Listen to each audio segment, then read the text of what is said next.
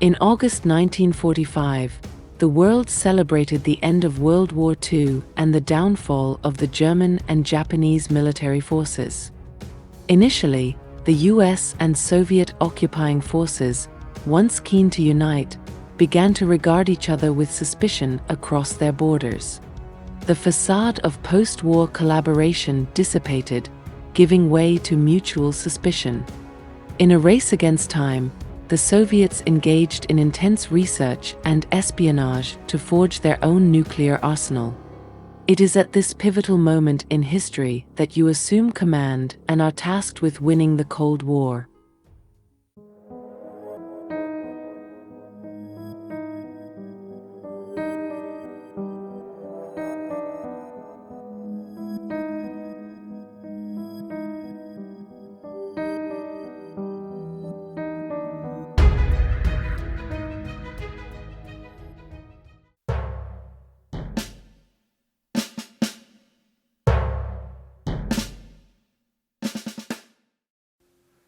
Hello gamers, and welcome to my channel. This is Keith from the Solo Gamers Club, and tonight I'm going to take a deep dive into the Cold War board game 2 Minutes to Midnight from Plague Island Games. The game was designed by Stuart Tong and released in 2021. I produced a video on this game back in 2022, but I wasn't pleased with its quality, so this prompted me to revisit this title. This is going to be a teaching video where I hope to provide a detailed examination of the inner workings of the game, which will prepare the viewers and myself for a playthrough. This game has many moving parts, and on the surface it might appear to be difficult to grasp. However, if we break the game down into its component parts, we can build our understanding of the design layer by layer. I have to confess, when I set up the game for the first time, I was a bit lost as to what to do next. This is not the game's fault. It is a testament to its depth and breadth contained in its design. Once I gained an understanding of the game's component parts, it became much easier to navigate, and the true beauty of the design began to reveal itself. This is a deep game which covers a very complex period of history, and I think the designer has completely captured the essence of this period and its multifaceted political and military interactions.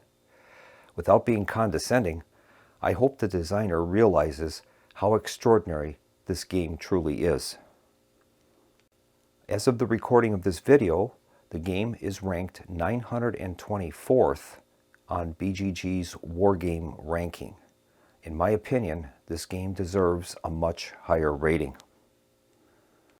I suspect that this, at least in part, is due to its sitting in the shadow of the popular GMT title, Twilight Struggle. Although these games share the same Cold War theme, they are worlds apart in mechanics and strategic depth. When I play 2 Minutes to Midnight, I feel as though I am the Soviet premier or the President of the United States, making the tough choices to win the Cold War. I don't feel that way with Twilight Struggle.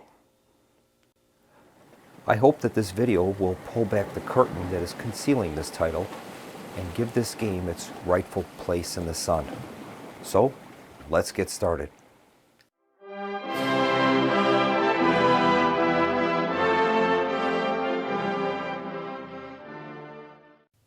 We'll begin by looking at the victory conditions. Victory is tracked using hammer and sickle tokens for the USSR and star tokens for the US. I'll refer to these as victory tokens. Victory tokens can be gained in many ways, but the primary method is via a superpower's Victory Progress Track, or VPT. The primary driver of the VPT is through the control of nations and their factories. The game can be won with two methods. The first method is sudden death. If a side has 3 more victory tokens than their opponent at the end of a turn, the side wins an instant victory. However, this cannot occur until the end of turn 4. The other method is scored at the conclusion of turn 9. The player with the most victory tokens wins the game. If you win by having one more victory token than your opponent, it's considered a minor victory. If you win by having 2 or more victory tokens, it's considered a major win.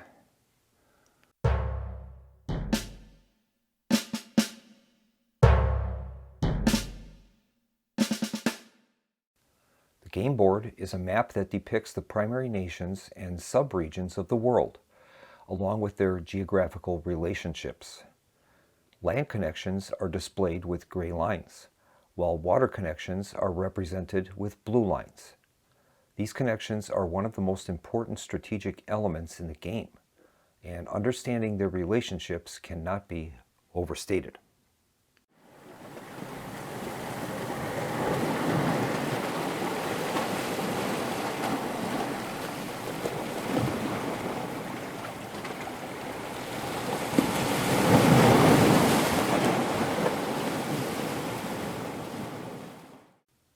Each country on the board has an economic worth and a government type. Some countries may include an oil worth, trade markers, and geographical objectives. A country's economic worth is equal to the number of its factories. Note, some factories, particularly those in Western Europe, have a value of 2 and are marked accordingly. If a factory symbol is covered with a trade marker or a destruction marker, it has a worth of 0.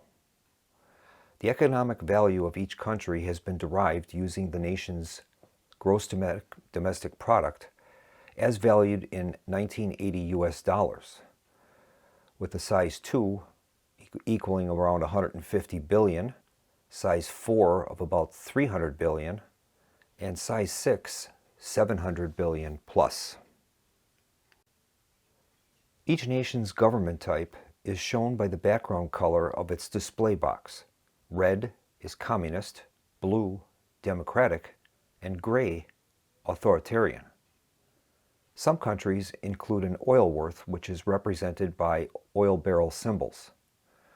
If the symbol is preceded by a number, this represents the turn in which the production goes online and becomes available.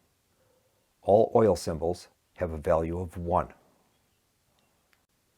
Beginning in turn 5, oil will become very important to the US player, as he will suffer economic loss or unrest for every point of oil he is unable to import. A nation's oil worth represents around 1 billion barrels of oil per year, or 3 million barrels per day. Trade or destruction markers hide the potential economic worth of a nation and may be removed as a part of investment actions. Some trade markers have negative dice roll modifiers, and as such they may require additional investment in order to remove. Some nations, such as Canada, Mexico, or Sweden and Finland, are geographical objectives and are marked with either a star or a hammer and sickle symbol. These nations are always adjacent to the indicated superpower. If one of these nations becomes aligned and acquires the government type of the enemy player can gain a +1 intel assessment on the intel assessment track. If the country is marked with a hammer and sickle symbol, also add 1 reform cube to the Soviet reform track. In essence, the enemy power is using this country as an intelligence gathering base, so the geographical objectives are very important. A nation without any influence cubes is neutral.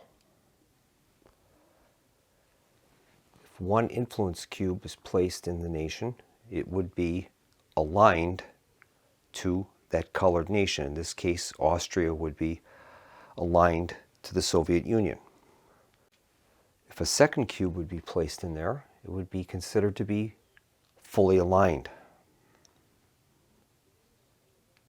A maximum of 3 alignment cubes can be placed in a nation.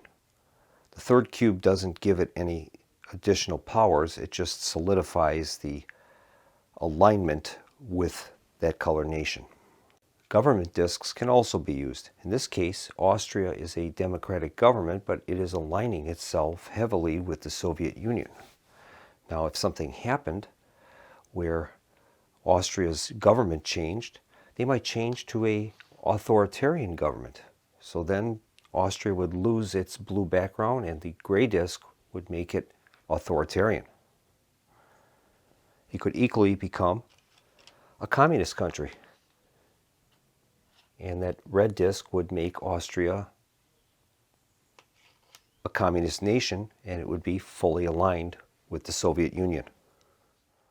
In order to gain control of a nation's industrial capacity, that nation must have the color of the government in question and at least one influence cube. So in this case, the Austrian factory production would be assigned to the US player, and he would gain 1 point on the victory progress track for controlling Austria and its factory. If the Soviets placed an influence token into Austria, that would remove the blue influence, and thus the US would lose control of that factory and they would lose 1 point on their victory progress track. Player mats are located in the top left and top right portions of the map. These mats will track several important variables for each superpower. The US has a national debt track. The level of US debt shown indicates the ease with which the US can borrow money. The US begins the game with a massive debt, 95% of its gross domestic product, following the close of the Second World War. Below the national debt track is the president track, which records the capabilities of the current administration. At the bottom of the mat is the victory progress track, which records the US's progress towards gaining victory points. Finally, at the far right is the US force pool for placing available military units. The Soviet mat is similar, but includes some additional tracks. It has a victory progress track and a force pool, and they function exactly as their US counterparts. At the top of the chart is the oil production and oil price tracks. Beneath those is the 5-year plan track, which records the Soviets' objective for the coming turn. If the Soviets successfully develop one technology on the indicated technology row, they gain 1 on their victory progress track. Along the right side of the mat are the Soviet leadership and freedom and reforms tracks. These tracks collectively show who leads the USSR and the current level of freedom. Finally, near the bottom is the Western trade box, which holds available Western trade markers. These can only be purchased by the Soviet player using an oil money card or military exports card. These tokens are valuable to the Soviet player and offer variable benefits when acquired.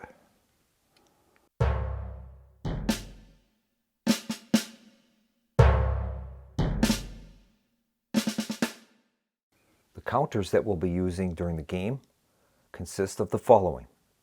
Number 1, we have Unrest, Civil War, and Occupation counters. You'll notice that above the Unrest and Occupation counters, there's Unrest and Occupation tokens. These are deluxe components that can be used, and they brighten up the game quite a bit. Unrest tokens chart citizen discontent. If 2 of them appear in an authoritarian country, it will cause a coup, while 3 markers are required in other countries. Occasionally there are a few countries, such as the UK, West Germany, and Norway, that have a higher resistance to coups, and they're marked with a 4 in the corner of their box. That means that 4 unrest would be required to cause that nation to go into a coup. Occupation markers are also considered to be unrest markers. However, they denote foreign military and political forces that inhabit the country. Occupation markers block countries from losing their government or sliding into a civil war during a coup. Civil war markers represent popular uprisings within the country. There may be a maximum of 3 Civil War tokens in a country. The more tokens in the country, the greater the opposition forces. Next, we have trade, reparation, and destruction counters. Trade markers are green counters with money symbols, and they hide the economic worth of the factory that it covers. Reparation counters represent war reparations, and they also cover a factory symbol within the nation where they're positioned, thus reducing that nation's worth. Finally, we have destruction counters. That represents the post-war condition of the infrastructure of that nation where the counter is positioned. At the beginning of the game, much of Eastern and Western Europe will have a smattering of these counters blocking factories beneath them. That represents the damage done post-World War II. Then we have yellow event markers, and these markers are used to record situations that occur in response to cards that we draw from the deck. When a counter needs to be placed on the board, it's basically a reminder counter, and the card will indicate that that particular counter should be placed. Then we have military units. It includes armies, strategic bombers, ICBMs, SLBMs, etc. Until these forces are deployed, they will remain in the country's force pool.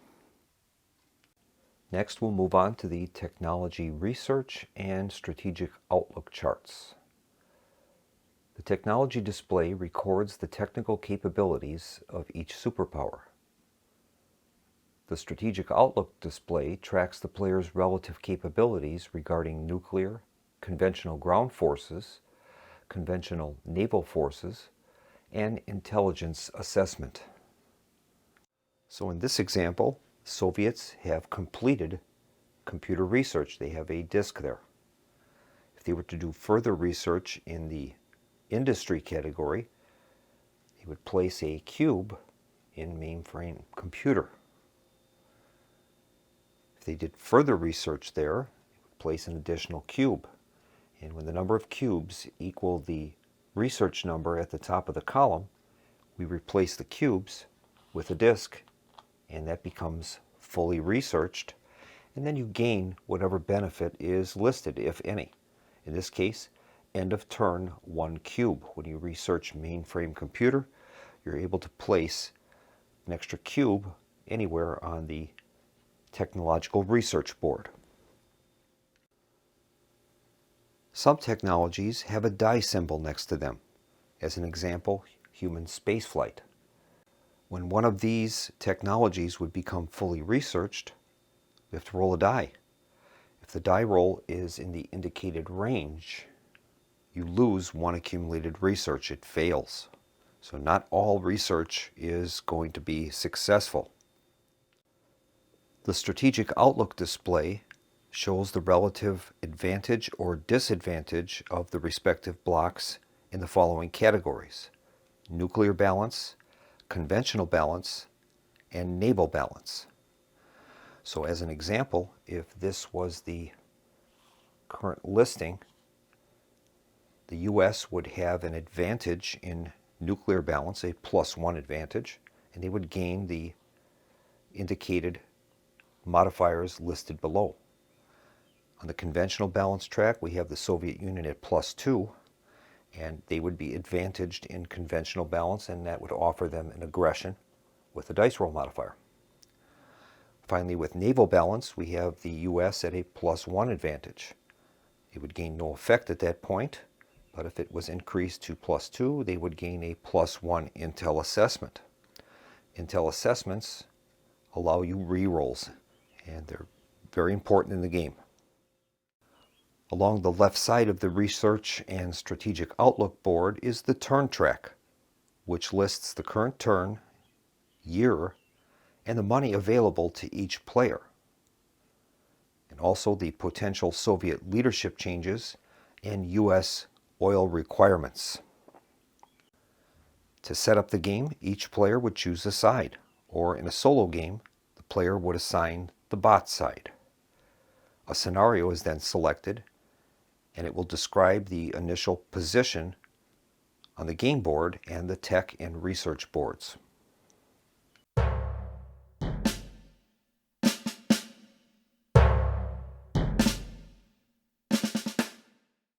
game is driven by a deck of cards. Each turn, a card deck of a varying number of cards is prepared. The top right number on the card shows the turn that the card will enter play.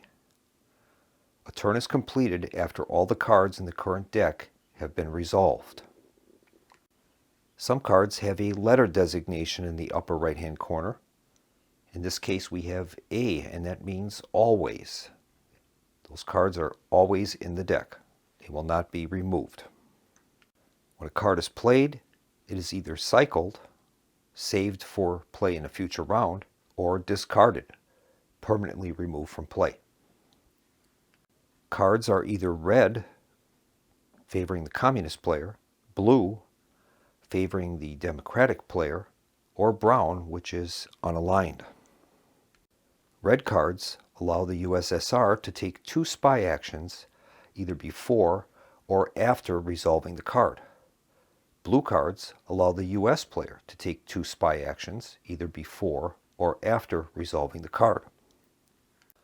When a turn is completed, the next turn's cards are added to the cycled cards from the previous turn, and any Soviet oil cards, and a new deck is created for the coming turn. If you're playing a solo game, the solo bot deck will be used, and that will control the forces of the opposition when playing a solo game. The basic cards are marked with an A in the upper right-hand corner. These cards will offer a balanced opponent containing all capabilities. Additional cards are available to give the bot a bit more focus in a specific area of the game. The designer has created 6 customized bot configurations that will structure the opponent's responses in specific ways. A bot card is drawn in response to a money card being drawn for the non-player faction. It will guide the player on how the bot faction will direct his assets.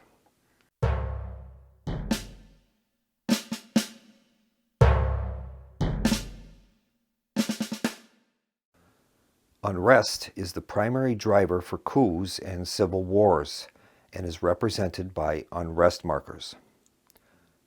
Occupation unrest markers always count as 1 unrest marker. A democratic or communist country will devolve into a coup when 3 unrest markers are placed. An authoritarian country will devolve into a coup when 2 unrest markers are placed. Some countries are more resilient to coups and are marked with an unrest value on their display. This number represents the required number of unrest markers that are required to force that nation into a coup. If a nation devolves into a coup, it will be resolved immediately after all unrest markers have been placed. Once a coup results, no more unrest tokens may be placed in that nation until the coup is resolved. A country marked with 1 or more civil war markers cannot have unrest markers placed on it. They are already fighting. If 3 unrest markers are placed in the US or USSR homelands, then a homeland crisis is in effect. A player whose homeland is in crisis must conduct investment actions when their money cards are drawn. The Soviet player can instead place spies and use them to suppress the unrest. There is no limit to the number of unrest tokens that can be placed in a homeland country. If a player has 1 or more money owed markers, this debt must be paid before dealing with the homeland crisis. Now we'll learn how to resolve a coup. In this example, 2 Unrest tokens have been placed into Iraq. Iraq is an authoritarian government, having the gray background, and only 2 Unrest tokens are required to send an authoritarian government into a coup. First step is to determine if there is any influence present. In this case, Iraq has no influence cubes in it. So in this case, we would remove any government counter that would be present. In this case, there is no government counter. But say, for an example, if it was a communist government, that would be removed and Iraq would revert to an authoritarian government. Now, this would only be true if Iraq is not an occupied country. So, as an example, if Iraq was a communist government and it was occupied, the disk would remain and the government would remain communist. The country would be set to 1 unrest, and if it's occupied, we would remove the unrest token, and the occupied counter would serve as the 1 unrest. Then a die would be rolled. On a result of 1, we would place 1 U.S. influence token, or 1 Soviet influence on a roll of 5 or 6. In this case, we rolled a 3, so that would be the final result of the coup in Iraq. In this example, Iraq is an authoritarian government. It's been placed into a coup, but there's a U.S. influence cube in the country. If there's influence in the country, the player who stands to gain from the coup, meaning the player without a government in the country, or if it's an authoritarian government, as this one is, the player without influence will roll the dice. So in this case, the Soviets would be rolling 2 dice. We're going to use the highest result of the 2 dice, and we'll check a chart to see what the results of the coup are. So we'll make the roll. In this case, the highest die is a 2. So we'll read the result for 2. That says country slides into armed conflict. If the country is occupied or has a worth of 2 or more, no effect. Set the country to 1 unrest, leaving only occupied unrest if present, and stop. Otherwise, place 1 civil war marker in the country and cover the rightmost revealed factory symbol with a destruction marker. If there's only 1 factory there, it is the rightmost. So in this case, we would place a civil war marker in the country, and we would cover its factory with a destruction marker. Now we'll learn to resolve a civil war. Civil wars will occur when the second Civil War card in the deck is revealed. All civil wars will be resolved at that time. In this case, we're in Vietnam, Laos, and Cambodia. The government style is authoritarian. The French army has deployed, and there's a U.S. influence marker in the country.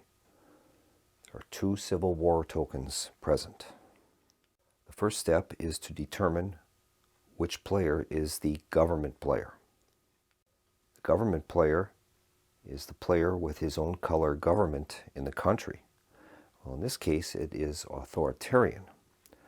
If the government is authoritarian, the government player is the player who has a cube present. In this case, the United States. So the U.S. is the government player. If neither of those 2 would be true, the U.S. player would be the government player. As an example, if this cube was not here, it would still be the U.S. player. But in this case, we have a U.S. influence. The government player would begin by rolling 2 dice. He would add an extra die because of the friendly army that is present. So he has 3 dice. For each die, he would add 1 to the result. For each army present, each investment of that player, and each friendly spy that the player has in the location. This number cannot be modified by more than 3. For each modified roll of 6 or more, 1 hit is achieved. So the government player, the US, will roll these dice. And he has a total of 1 hit. We would receive a +1 modifier for the French army being present. That would only make this 4 into a 5, so the French have 1 hit. The next step would be to remove all investment belonging to the player that just rolled. If we had any investment tokens in that country, they would be removed. They've been used in the attempt to suppress the civil war. Next step is to keep the results on the side for future use. Now the rebel player will roll 2 dice. In this case, it'll be the Soviets. For each die, you'll be able to add 1 to the result for each Soviet investment or spy that the player has in the country. If there were 3 or more Civil War markers in the country, he would gain a +1 modifier. He's going to roll the dice, and on 6s, he will score a hit. In this case, the rebels have no hits. If there were any Soviet investment in the country, it would be removed. Next, the government player will remove 1 Civil War token for each success that he has. In this case, he has 1, so 1 Civil War token would be removed. If there are no Civil War tokens remaining in the country, the government has won the Civil War. But in this case, there is 1 Civil War token remaining. If the government has an army present, 1 Unrest is placed on the associated country for each hit scored by the rebels during step 10. In this case, the rebels did not score any hits. However, if they had scored a hit, we would place an Unrest token in the country belonging to the army that is present. In this case, in France, we would place an Unrest token in France. That Unrest is representative of the casualties that the French army would have suffered during that civil war.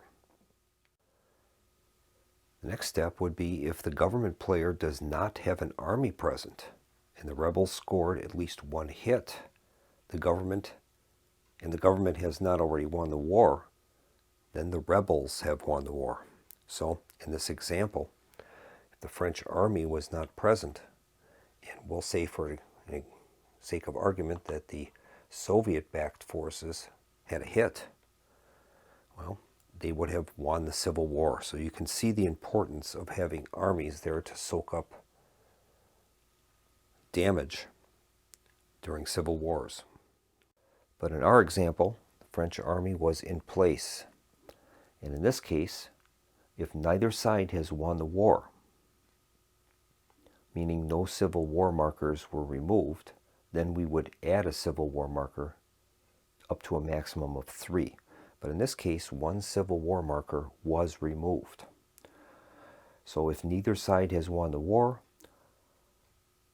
a player with armies present may withdraw them. So the French could withdraw their army if they chose to. So in this case, Civil War will continue, and that would be resolved again during the next turn when the second Civil War card is drawn. Now in this example, we'll say that the French scored 2 hits. That would have removed both of the Civil War tokens.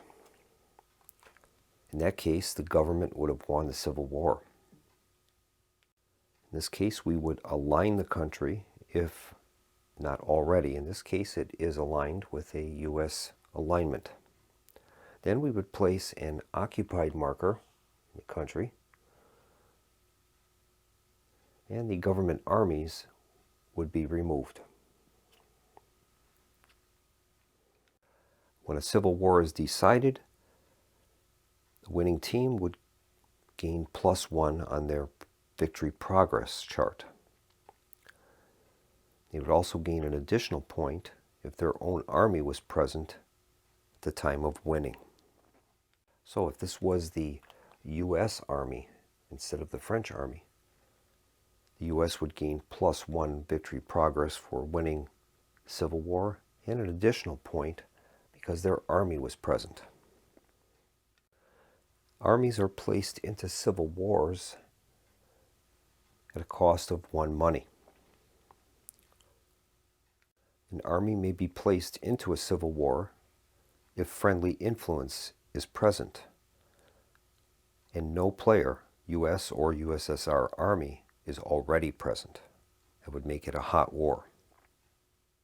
If either side places an army into a civil war, we'd make a die roll, and on a roll of 3 or higher, we would gain a free advance in land and air technology. That would represent the battle experience that would be gained from fighting in that conflict. So as you can see, in resolving coups or civil wars, it depends on the situation at hand in the country that you're resolving it in, whether there's armies present and the type of government, and whether there's influence present or not. That determines the procedure you use to resolve that conflict.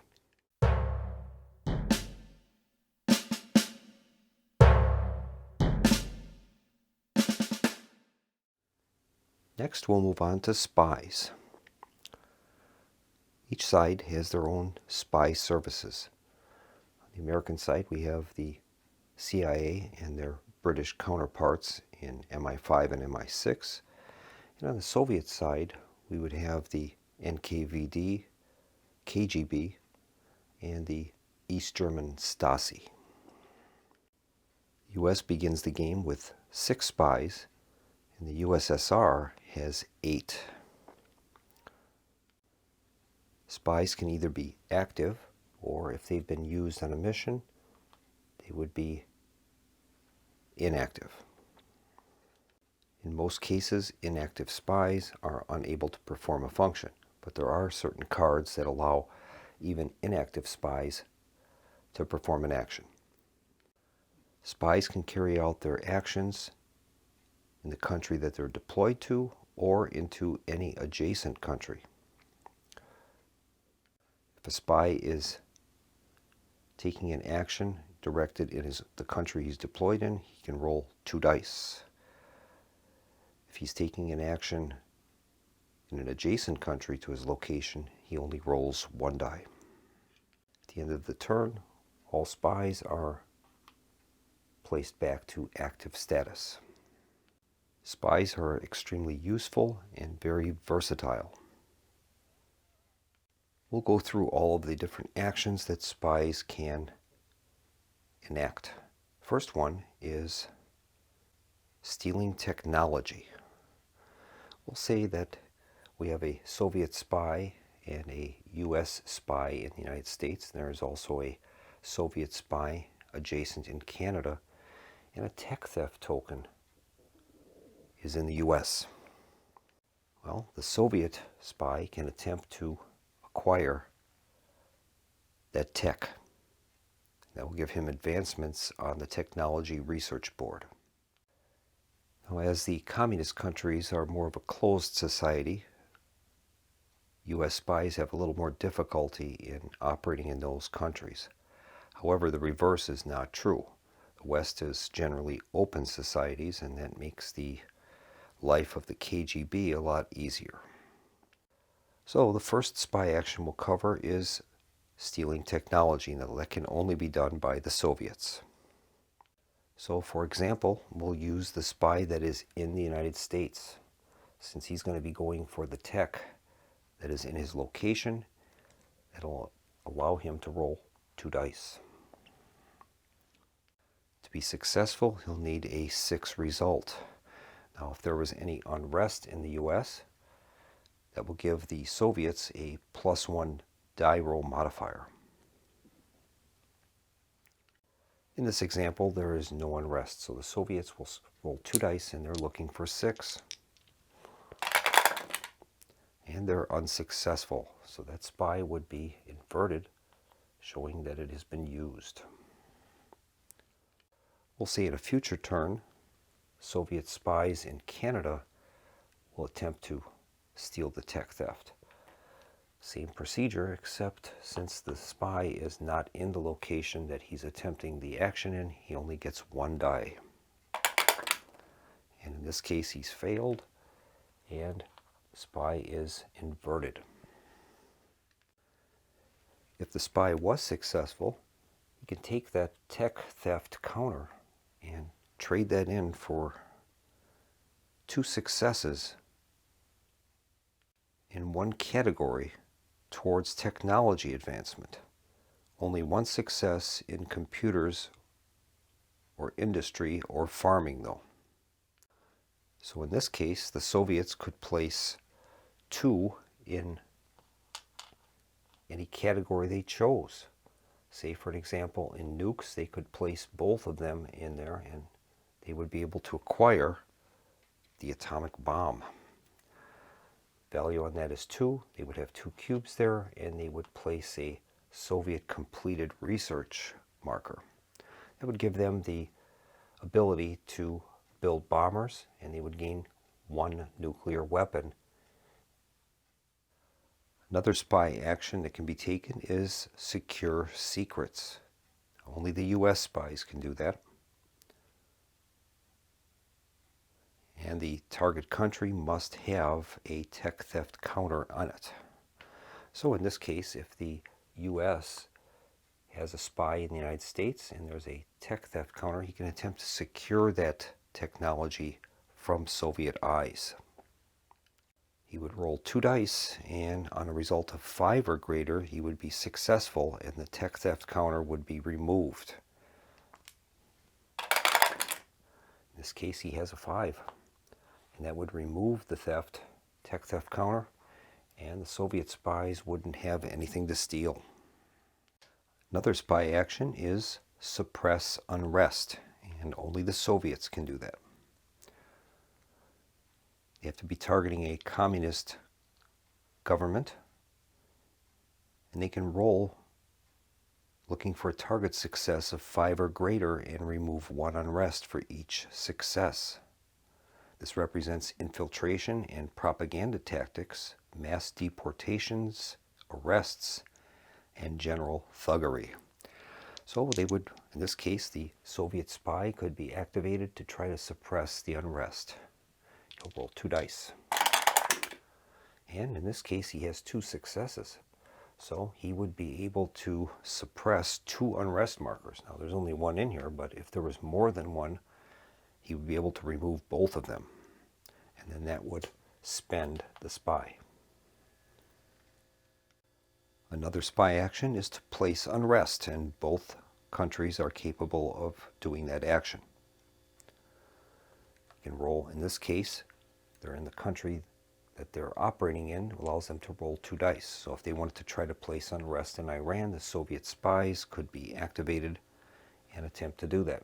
We would activate the spy, and he would roll 2 dice. And we're looking for a result of 6 or greater.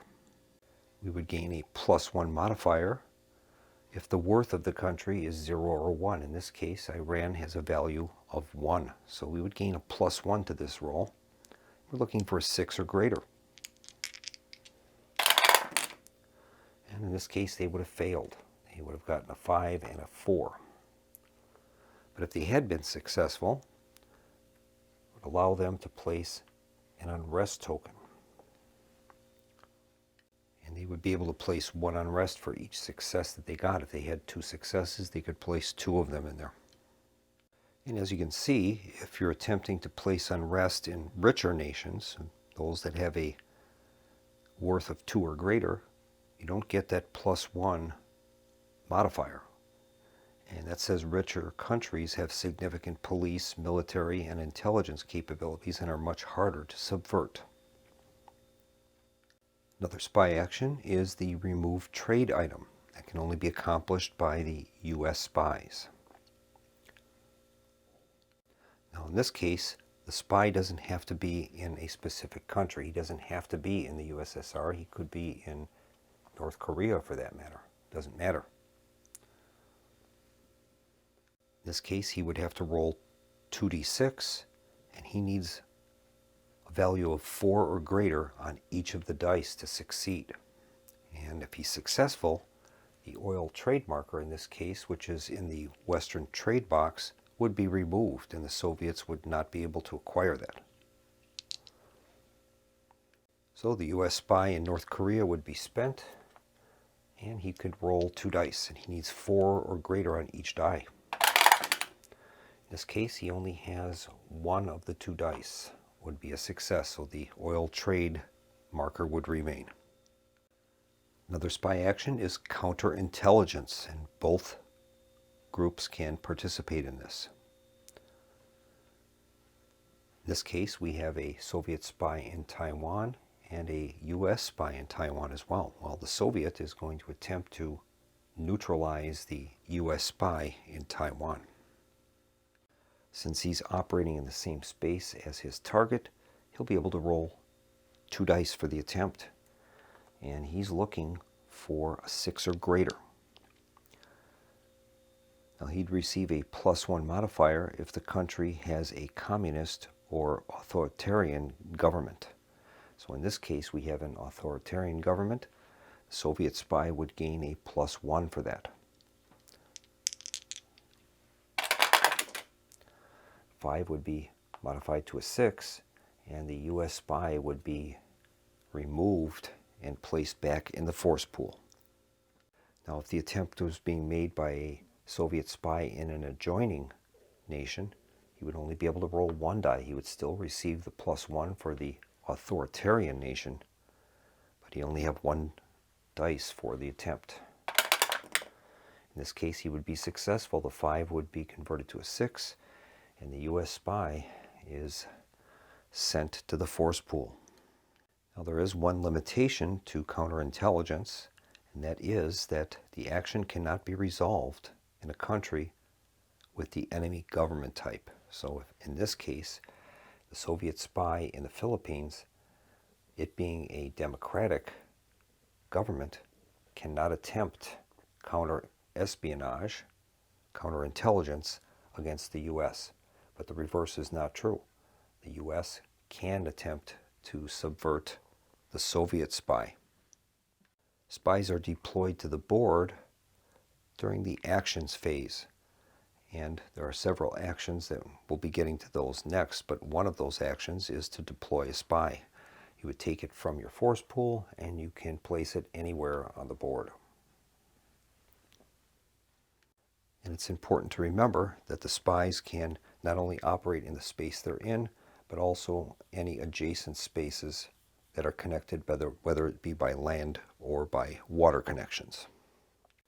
Now we'll move on to the gameplay aspects, and specifically when money cards are drawn from the deck.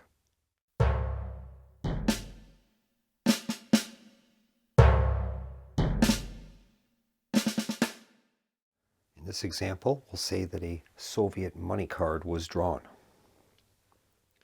This allows the Soviet player to select one of 11 different actions that he can use that money card on. The first choice is to make 2 influence rolls. For this example, we'll say that the US has influence in Taiwan and in the Philippines, and the Soviets would like to use that money card to try to get rid of that influence. Now, influence tokens cannot exist. You can never have one of each color in an area.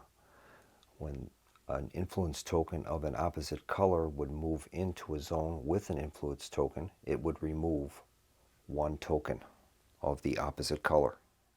So in this case, if the Soviets were successful, they would be able to remove a cube from the target location. Now, if the Soviets would like to try this in the Philippines, they're going to roll 1 die. And they'll get the following modifiers. +1 per of their own investment in the country. If the Soviets had placed any investment tokens in there, they could add +1 to the result. They would also receive +1 if they were placing it in their own color government. Now in this case, the Philippines are democratic, so they wouldn't get that. But if they were placing it in China with a communist government, they would receive a +1 modifier. They would also receive a +1 modifier if they had a fully aligned country adjacent to that location. So for this example, we'll say that the countries of Vietnam, Laos, and Cambodia have been changed to a communist government, and the Soviets have 2 influence there, making this a fully aligned country. Their attempt on the Philippines would gain a +1. So in this case, the Soviet attempt on the Philippines would be a 1d6 roll, looking for a value of 6 for success, and they would be able to add 1 to the attempt for the fully aligned Vietnam and Laos and Cambodia being adjacent to the Philippines. In this case, they rolled a 3. That would have been modified to a 4, and that's not enough. So their attempt would fail.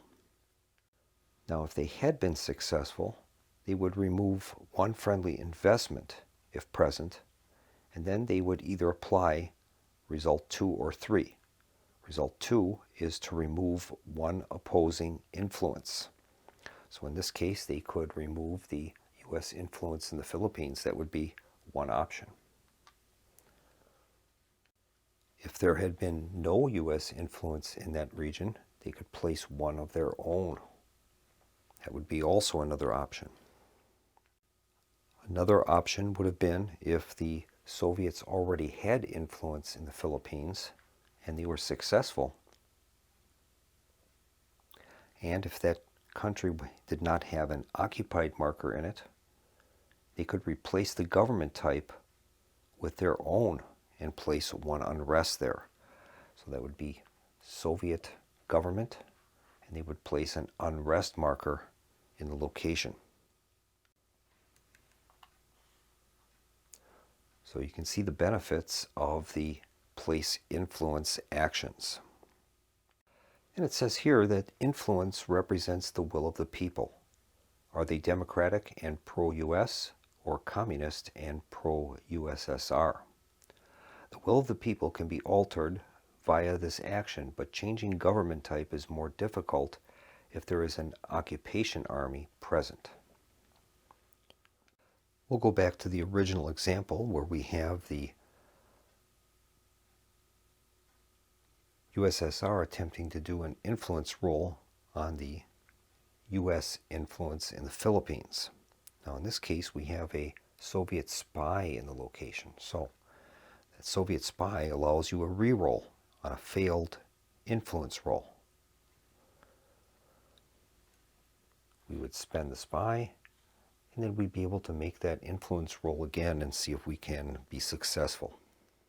I should note that a die can only be re-rolled once, no matter what the mechanism used to allow the re-roll. So if we used a spy to re-roll it, we cannot use an intel assessment to re-roll it again. Another action we can undertake is an investment action. The purpose of the action is to place your own investment markers into a target country. And we can see from some of the other mechanisms in the game that investment can give you positive modifiers when you're attempting to accomplish something. Investment markers work pretty much the same as influence markers. You can never have opposing investment markers in the same location. If there was a U.S. investment marker in Yugoslavia and the Soviets placed one there, that would remove the U.S. investment. Another action is to place a spy. We would take a spy from our force pool and place it into any location we choose. And that spy would come in its active side up. Another action is technological research. You can place a cube on the technology research chart of your choice.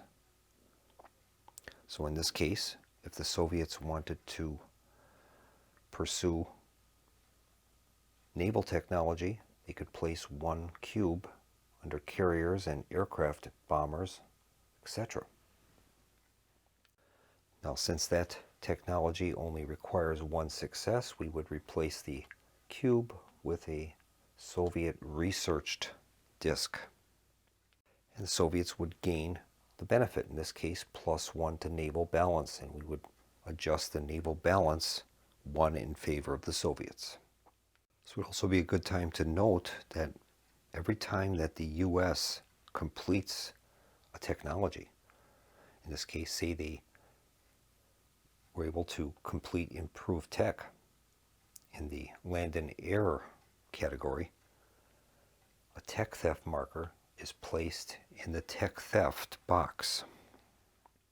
So that tech theft marker is placed in the tech theft box, and whenever there are 2 tech theft tokens in that box, they're going to be removed, and we would make a roll on the Soviet tech theft placement chart. So the Soviets would make a roll on their tech theft placement chart. In this case, the result is a 5, and that would allow the Soviets to place a tech theft marker in either Italy, France, or Australia. And whenever there's a choice, the Soviets can make that choice. So in this case, the Soviets could select Italy, and they would place a tech theft marker in Italy. So the Soviets would place a tech theft marker in Italy, and that's how the tech theft tokens are deployed to the map. So the US CIA is constantly worried about the Soviets stealing that technology and getting free advancements on the technology research chart. Soviets, on the other hand, are geared very much to using their spies to try to steal that tech. Another action that's available is to build military. We can select any one unit from our force pool to build. Or we could place an available army into a civil war, which must have our own influence cube and no enemy army present. So in this case, the Soviets decide to build a bomber from their force pool. And that will be placed into the strategic weapons box. So the Soviets would place that bomber in the strategic weapons box. And it says here, each bomber is worth 2 advancements on the nuclear balance chart. So if the Soviets placed that bomber and the US was currently at +1 for its nuclear balance, those Soviet bombers would shift that 2 spaces in their favor, giving them a +1 advantage to nuclear balance. Another action is just for the Soviets, and that's to occupy a country. Soviet player may place an occupied marker into a communist and aligned country. So in this case, say Hungary had a Soviet alignment cube and it has the Soviet government, they would be able to use an action to place an occupied marker there. That will help protect that from changes in government, from coups. Now the Soviets can do this even when it's not their turn. It can be used immediately after a coup is rolled for, even out of sequence, when it is not the Soviet player's money card. They would take a money owed token and they would be able to place the occupied marker in the location where that coup is. It would help to stabilize that area. It says here, if something looks bad, the Soviets can send in the army to make sure the popular vote ends up in their favor. This is a powerful, though expensive, option. Another option is to remove occupied markers. Either player can play this, and they can remove an occupied marker in an aligned country with their own colored government. So in this case, if the Soviets chose to remove that occupation marker in Hungary, it's aligned, they have the proper government, and they can remove the occupied marker. Don't forget that occupied markers act as unrest markers as well. The last money action is aggression, but in order to cover that properly, we need to discuss nuclear weapons first. So I'm going to take care of that now. This section will be called Nuclear Weapons and Aggression.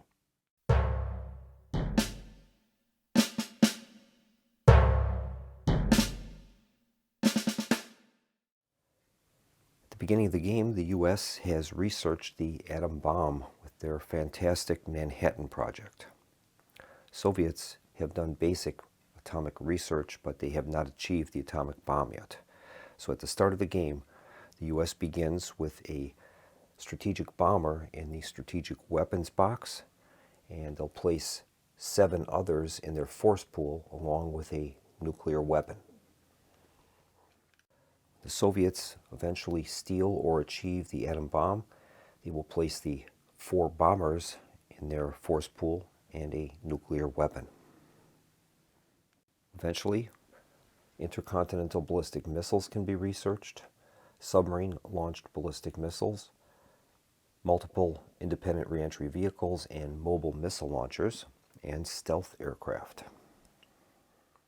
The U.S. begins the game with 1 bomber already deployed in the strategic weapons box. At the bottom of the box it says each bomber 2. So for every bomber that you have in that box, it moves your nuclear balance up by 2. So the U.S. would start with a +2 nuclear balance. Additional strategic weapons can be placed in the box by paying 1 money during an investment option and deploying that unit from your force pool into the strategic weapons box. If the Soviets were to develop atomic bomb and they built a bomber, you can place that in the strategic weapons box, and then we can either leave it there or the bomber could cancel an enemy bomber. Either way, we would have 2 Soviet and 2 for the US, and that would move the nuclear balance to even. Now, where it gets interesting is certain weapons platforms can only cancel other weapons platforms. As an example, a bomber can only cancel a bomber. An ICBM can cancel an ICBM or a bomber. SLBM can cancel SLBM, ICBM, or bomber. A MIRV can only cancel a MIRV, and a stealth can only cancel a stealth. There's a special item called bunker. The bunker can cancel any weapon system, but those operate slightly differently than the other weapon systems. Each side begins the game with 1 bunker token in the bunkers box.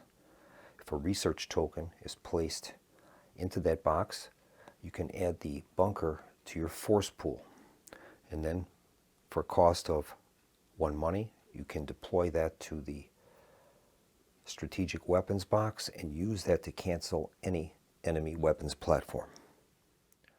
Bunkers are more expensive because it takes basically 2 efforts to build one, but they're very effective in that they can cancel any weapons platform. In addition to the normal weapons platforms, there's also nuclear weapon tokens. Those can be deployed to regions on the map, and that helps to secure them from aggression. To deploy a nuclear weapon in the field, it has to be a friendly country. It must have a friendly government, and it must be aligned. So in this case, the U.S. could deploy a nuclear weapon into Afghanistan. Now, if the Soviets plan to do a aggression against Afghanistan, that nuclear weapon will kick in, and we have something called mutually assured destruction. You'll notice on the nuclear balance chart that there are numbers at the bottom. The first number, the number on the left, refers to the MAD roll for the player that has the advantage. The right-hand number would be the MAD number for the disadvantaged team regarding nuclear balance.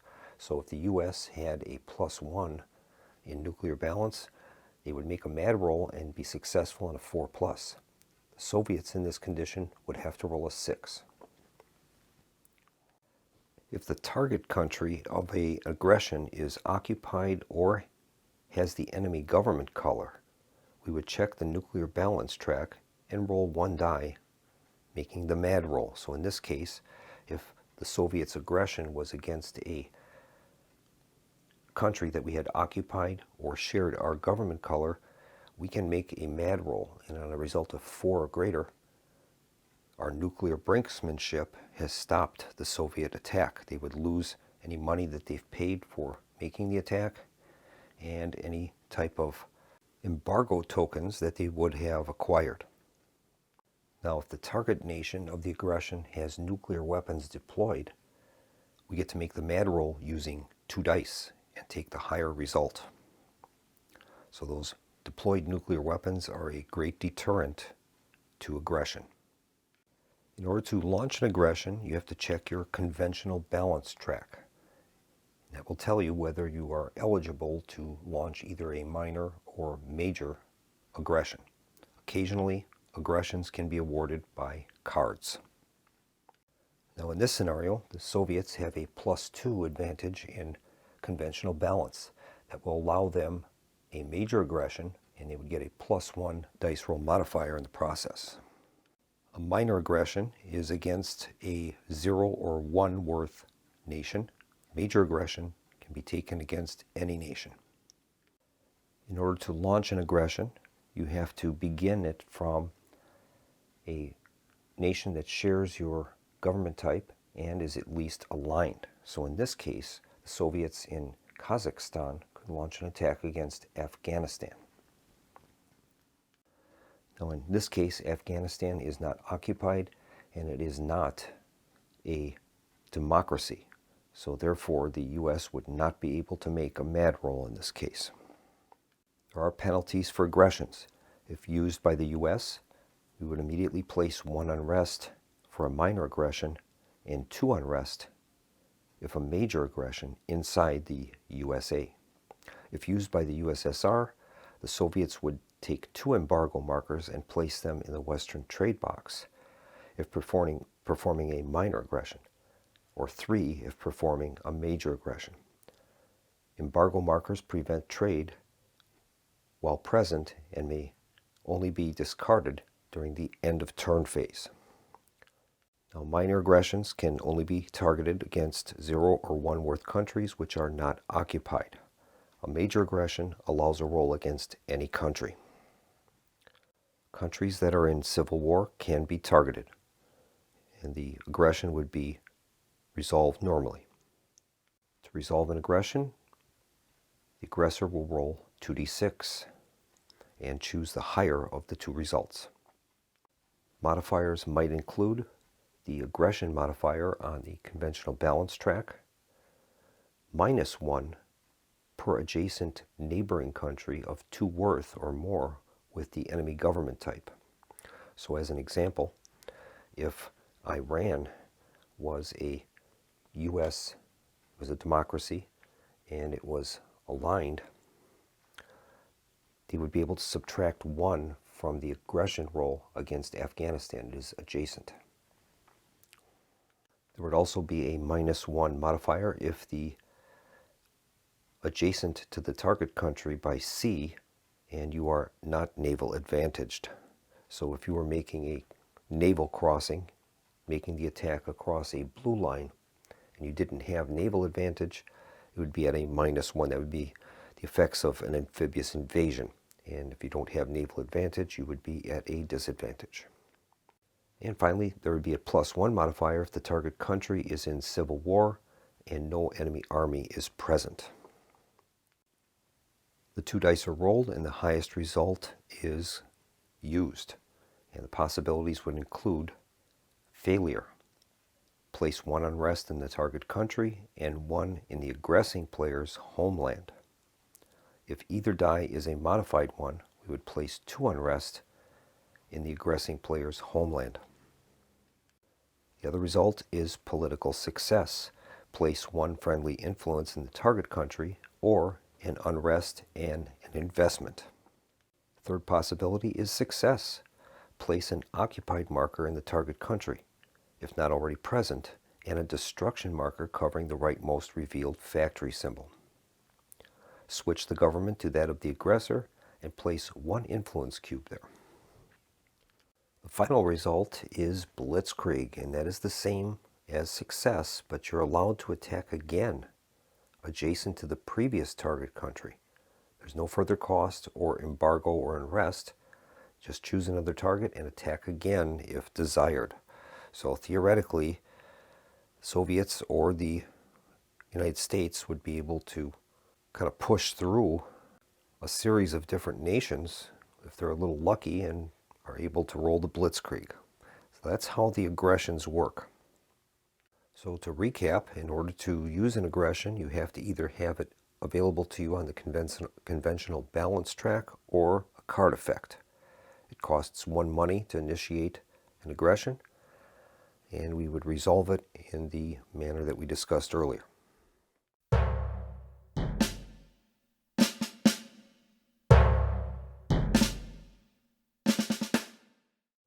Now we're going to discuss Soviet and American leadership.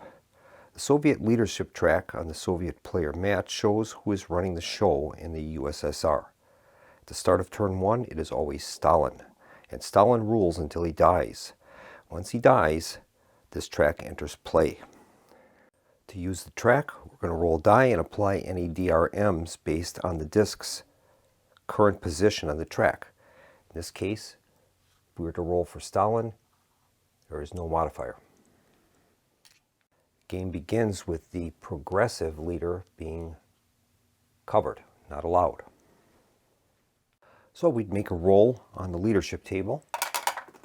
Roll is a 4. That says that it's a reformer. So we would move that to the reformer location. It's going to provide a -1 dice roll modifier to future rolls. Primary effect of the leadership determination is the reform value. Stalin has a reform value of 0, while in this case the reformer has a reform value of 2. And as we said earlier, the progressive is not available at the start of the game. He would become unlocked when the position on the Freedom and Reforms track would allow it.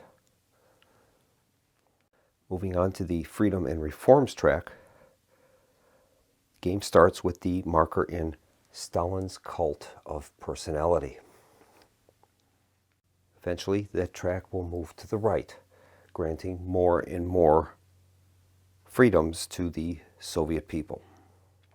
At the end of each turn, the reforms value of the current leader is added to the Freedom and Reforms track using cubes.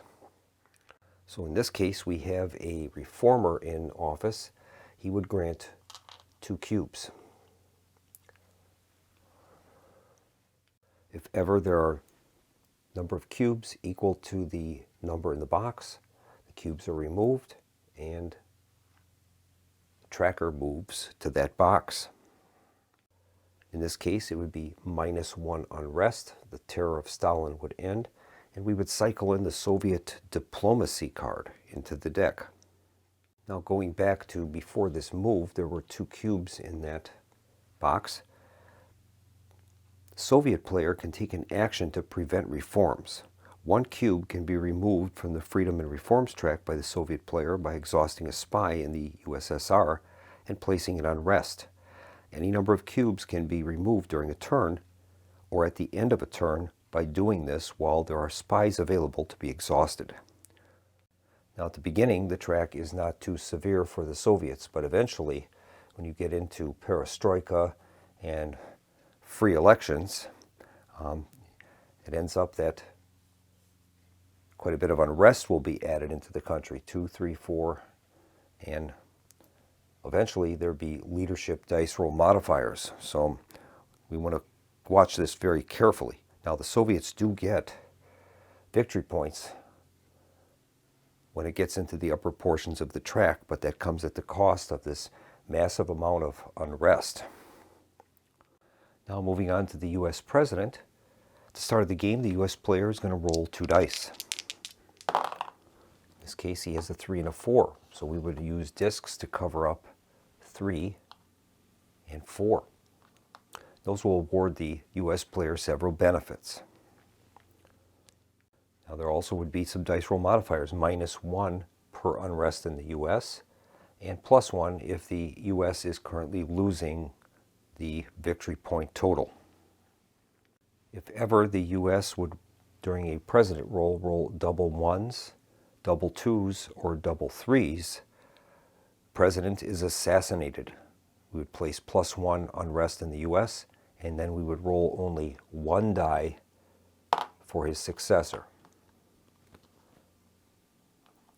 And we roll on that president chart at the end of each round.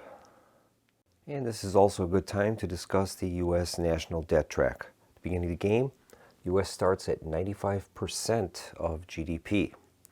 During the end phase of each turn, national debt would slide to the right. US is slowly paying off its debt from World War II. The US player may at any point, when the current deck is not empty, move the track one or more spaces to the left and put one US debt money into the deck for each space moved. This is a way for the US to deficit spend, which they're very good at. Several boxes on the track have several effects, and those only take effect when the counter is being moved to the left. So as an example, if we were at 45% GDP and we decided to take out debt, we would move to the 50% GDP, and then we have an unrest token that would be placed in the US. If we were at 70% GDP and we decided to create debt, we'd move into the 80% GDP box, and Soviets would gain a victory point. And in addition, we'd have to roll a die.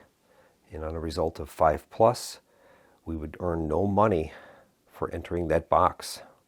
No money card is entered into the deck. We would gain the debt, but we would get no spending power from it. So there's risks to that.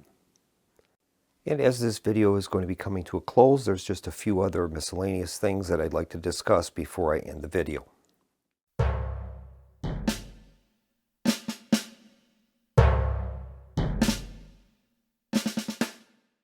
One of the miscellaneous items is what they call investment mini actions. They can be taken for free and are not compulsory. They can happen anytime that investment has been placed into a region. So as an example, we'll say that the US player placed investment in France. He has the choice of just leaving that investment token there, or he can do one of two mini actions. We'll say that France had some unrest. We can use that investment token we just placed as a mini action to remove an unrest with that token. That's one of the actions. Another action with the investment token, mini action, is to attempt to remove a trade or destruction marker. Now, France has this investment token there, has a -3 dice roll modifier. But what we can do is, if there were, say, several investment tokens in there, we're able to make a roll to see if we can get rid of that and thus expose the 2-point factory that's lying underneath, increasing the worth of France. In this case, we would make a 2d6 roll, keeping the highest result, with success being on a 6+. We would gain +1 for each of our own investments in the country, and then we would have to subtract out any modifier that's printed if it was a trade counter like this one. So in this case, we would be gaining +3 for our investment tokens, but the token that is in France is -3, so we would be at 0, and we would need to roll a 6 in order to get rid of that investment token. If we fail, that has no effect and the investment remains. Another thing I wanted to point out is when we have a money card, player of that color, in this case it's a Soviet money card, you're able to play 2 spy actions either before implementing the card or after. And we can use those spy actions just as we would normally, and those can be done for free. Those free spy actions would work with any red or blue card. Another thing we need to discuss is Soviet oil production and oil price. There's a turn 2 card for the Soviets called Soviet oil, and they would roll a die during that turn. If they have a oil trade marker in the Western trade box, they would modify the roll by 1. And this card allows the Soviets to spend basically money to increase their oil production. The oil production starts at 0. So say if they rolled a 5 on this particular card, it says increase Soviet oil production 1 box if the Soviets pay $2. So they'd have to take 2 money owed tokens, which these have to be paid off. When a Soviet money card comes in, you can't do anything else. You have to pay off that oil token. So you're using up Soviet money cards to increase your oil production. The first time it's a 5+, you would have to roll a die, and on a 5 or 6 you would gain an oil production card, and that acts as a money card for you. Based upon the price of oil, when that oil production card comes in, if the value of oil is more than 1, you get additional oil money cards added to your hand, and those serve as Soviet money cards that you can use for any action you choose to on the board. So it's a long-term investment for the Soviets. It's hard for them to pay that $2 at the beginning of the game because they need that money for other functions, but it's a way to get your Soviet oil production up. So you might eventually get your Soviet oil production up to 2, and then you would have 2 oil production cards in your hand, and then depending upon the price of oil, you could gain extra Soviet oil money cards, depending upon if the price is over. If it's $1, you just get the oil production card. If it's $2, you get an extra oil money, and if it's 3, you get an extra one on top of that. So it can be very valuable to the Soviets later in the game, but it's very hard for them to get that industry started early in the game because there's other things that need to be done. And I think that's going to wrap this video up. I hope I've done this game justice in this video, and I hope I've encouraged you to take a closer look at 2 Minutes to Midnight. I think it's an outstanding game, and it's definitely going to be coming to my table more often than not. I was going to include an example of play in this video, but this video is quite long already, so I think I will do that as a separate video. We'll probably play through maybe the first or second turn, and then viewers could watch this video and then the subsequent turns 1 and 2 as examples of play. So thank you so much for tuning in to the Solo Gamers Club. I hope to see you next time for my next video. In the meantime, have a nice evening. Good night.